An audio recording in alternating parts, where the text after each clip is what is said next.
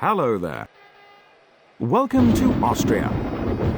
This is the type of weather where the drivers really earn their salary. It's chucking it down.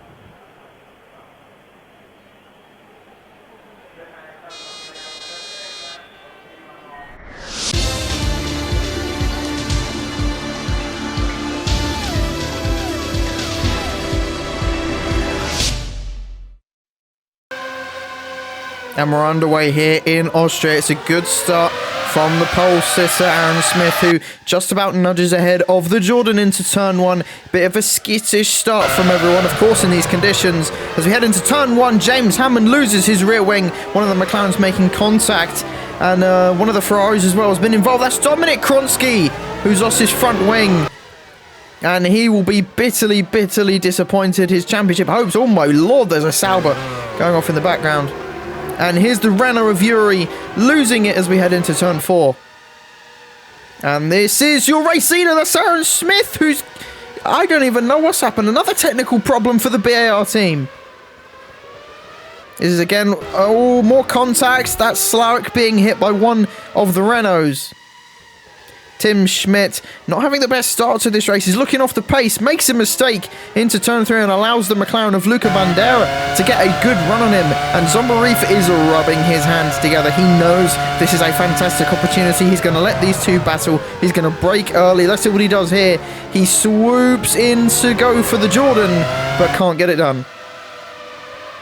Raymond Stavelink once again climbing his way through the field. His next victim is the Toyota of Mark Whitman, who runs wide around the final corner, and surely the Dutchman's going to have an absolutely spectacular run on him as we head down into turn one. Bit difficult to see because of the spray, but surely Raymond, with his experience and skills, is going to get this done, and yes, he has.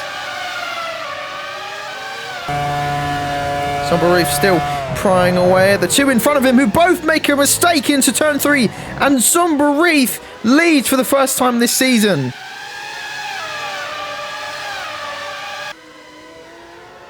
The Minardi's having a decent day. This is Raymond, though, going off the track at turn four and spinning, not making his life any easier. Tim Schmidt just falling back a bit, but that's Luca Bandera with a huge crash on the exit of turn one. Adam in the lone BAR this time round has got both McLarens either side of him and just about makes it through up into third place, but has got Michael Parola all over the back of him and also the Toyota of, I believe that's Mark Whitman. We head into turn four and Adam spins the car around and falls down to sixth. This is Luca Bandera swerving in front of James Hammond, and you got to say that was more or less his fault. Raymond trying to make a little bit of a comeback in this race. He's got his teammate of Ben Moran starting behind him and is still behind him in this race. But as we head into turn three, there's Raymond going wide and allows his teammate to go through, but they make contact. And that was an awkward moment for the teammates. Parola and Mark interlocked into a battle for the final podium places. We're only on lap 6 here in the Grand Prix, and that's Michael going off into turn one, proving how difficult these conditions are. And look at Jerry Cook going for an opportunity up into fourth place. Spectacular by the Jaguar. This is the first pit stop of the race. Tim Schmidt from second place tentatively comes into the pits, and then Zombarif follows in a lap after. Going to be interesting to see who can come out ahead. And you can't see the Ferrari there. It's going to be Tim, who has leapfrogged the Ferrari.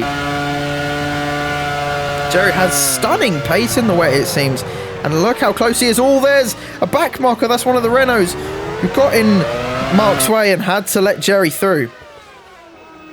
Now they are in the pits. Who's going to be the quicker of the two teams? It looks like Toyota have got that spot on.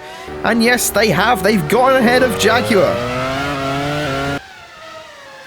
Tim Schmidt and Zombarif still just digging out at each other in the pits. And who's going to get ahead here? And oh my word, what a fantastic stop by the Ferrari crew to get him ahead of Tim.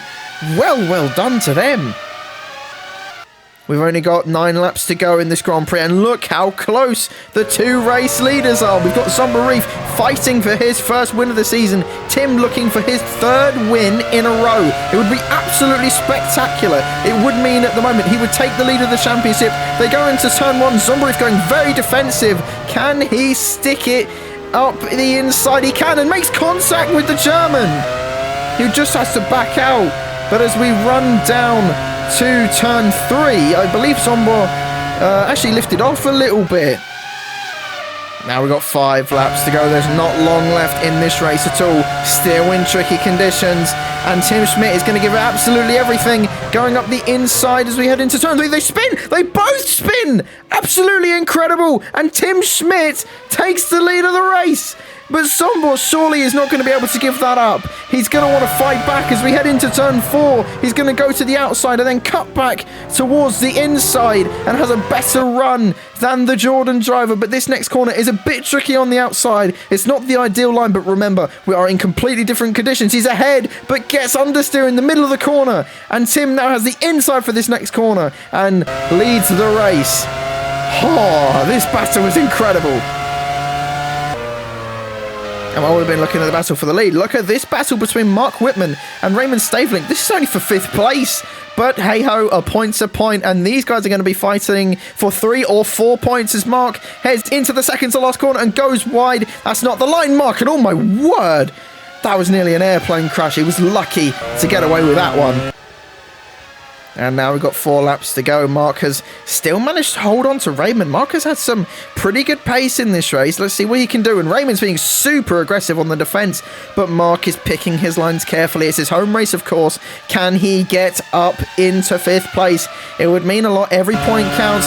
He's going to get so close to the Minardi and then make contact again. And this time it's going to send Raymond straight off into the barriers. And that's the end of a wonderful battle. As one battle ends, another one restarts. Tim and Zombo still interlocked in an absolutely titanic battle.